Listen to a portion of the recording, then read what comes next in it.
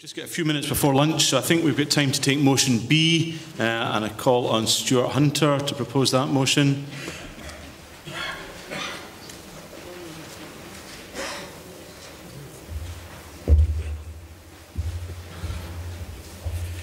Stuart Hunter, delegates, 61 West Lothian. This motion is really looking at the breadth, depth and progression within the Curriculum for Excellence.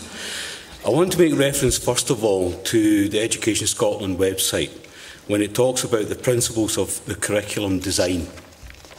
There it tells us that there are 7 broad principles that should take into consideration when planning children's learning. That includes challenge, enjoyment, breadth, progression and depth, personalisation and choice, coherence and relevance. I would like to, as part of this motion, focus on 3 of those key elements. That is breadth, progression and the depth. First of all, if we look at the design and breadth, some schools have interpreted that breadth means more subjects in the curriculum. That often is at the expense of the core subjects. For example, what we're finding is that many schools have introduced S2 course choices. That inevitably means that they will take perhaps some of the STEM subjects and they will add an additional course. Where does it come from in the timetable? Often it comes from some of the so-called minor core subjects, therefore reducing the time that they have. We also have had an introduction in many schools, study skills classes. Again, time has to be found in an overcrowded curriculum to accommodate that. The consequences of that is that the core subjects see that reduced time. For example, in some of the subjects, my own, for example, in RMPS, in some schools we're finding that that's been reduced from 2 periods per week to 1. If we look at the design and with regard to depth, the reduction in that time inevitably means that the depth given is reduced. One of the principles of CFE is to allow teachers to teach and explore the topics that aids a pupil in their knowledge, their understanding, and most importantly, to develop their critical thinking skills. I ask you, colleagues, how is that possible if you have halved the time in which those lessons are being taught? In fact, I would actually suggest that the curriculum design has reduced the depth rather than increasing it. This is a direct contradiction of the principles of CFE. I'm also suggested and tempted, perhaps this is cynical of myself, is it an unintended consequence that the subjects affected become less valued by managers? Because at the end of the day, it is the managers who decide the curriculum model. If we then look at progression and the impact of that on our students, if you reduce the depth and the breadth in some of the core subjects, you're going to have a negative impact on the progression into the senior phase. It's not uncommon now to find that with the change to some schools where they have the 3-3 model rather than the 2-2-2, what happens is that in a number of schools, subjects like RMPS and others, find that in S4 they're not on the timetable. It's been removed altogether.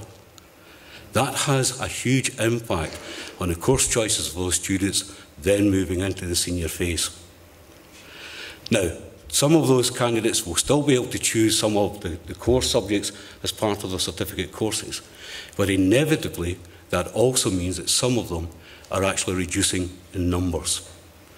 That then has a negative impact not just on the subject itself, but on the number of candidates when it comes to having a choice, when it comes to their certification.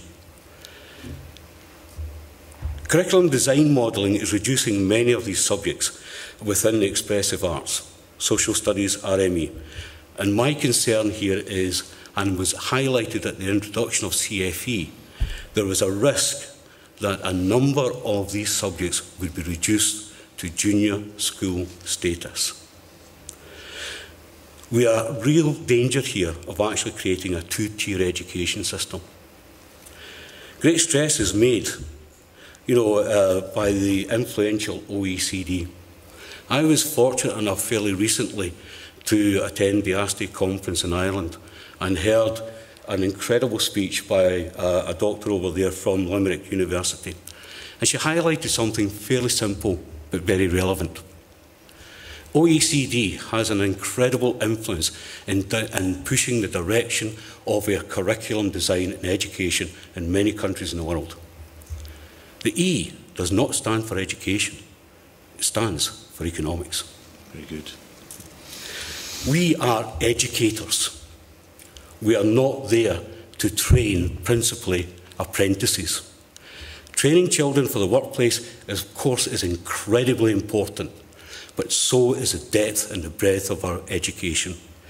I simply ask the question, colleagues, if we focus so much on purely providing people for the workforce, what happens to the philosophers, the musicians, the artists, the poets, the writers, the thinkers?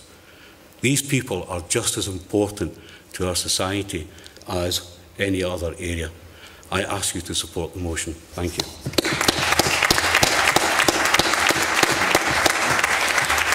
And I think to second we have Paul Cochrane, who's just at the end of a year's free membership, which you won at Congress last year. No! Hope you enjoyed it, Paul. I'm shopping around you. Anyway. So, Paul Cochrane. Why does everyone read this? I know who I am. So it's Paul Cochrane, Inverclyde Authority or area, and I'm delegate number 64. Is that a ranking system already? When you're 64, we still love you. So this is a slightly extemporaneous, but it's a formal seconding of Stuart's motion, because I was sitting reading it last night and I thought, goodness gracious, quite recently I've met a few people from abroad, and a few of them have been teachers or librarians from America, and said, so what is the Scottish education system? I don't know. I actually don't know anymore, because I sat down and I said, well, currently just now there's CFE, and we're trying to develop the 4 capacities with the interchangeable adjectives, nouns, verbs, all that sort of thing. We've got 7 principles of curriculum design. Now, is that additional arithmetic? Is that 11 things we've got to cover, or is it a matrix, which means there's 28? I'm not quite sure. We've got depth and breadth. And I even saw Frank Crawford, HMI, telling us, get away from paperwork, a paper assessment. Start embracing 3D assessment. So I still don't know. And then I sat down with a colleague and I explained, she's just back from America, she's training as a teacher, wonderful, wonderful person. He said, what is the structure of the curriculum in Scotland? And I said, well, it's 3 plus 3. Unless you work in another authority where it might be 1 plus 2 plus 3. Or if you look at other authorities, they've got transition points which make it 2 plus 1 plus 3. Or you've got my authority which claims 3 plus 3, but is actually 2 plus 1 plus 1 plus 2. She said, who designed that? And I said, I think it was Alan Turing. To confuse the enemy, who in this case seems to be teachers. So the only way I can describe our curriculum just now, and I hopefully this supports Stuart's motion as well, is the fact that it's like that game Jenga. You get wee blocks and you build it up into a beautiful uniform structure, and then you try and take a block away at a time and destroy it. And at some point, the whole structure comes tumbling down. Now, when you're a participant, sometimes you don't notice the buildings falling down around about you. So I don't know if it's happened yet, but I strongly suspect it's imminent. So I would urge you to support this motion. Thank you very much. Thank you, Paul. As there's nobody waiting to speak from the floor, we can move to the vote. All those in favour, please raise your hands. Against? Any abstentions? Carried unanimously. Thank you very much.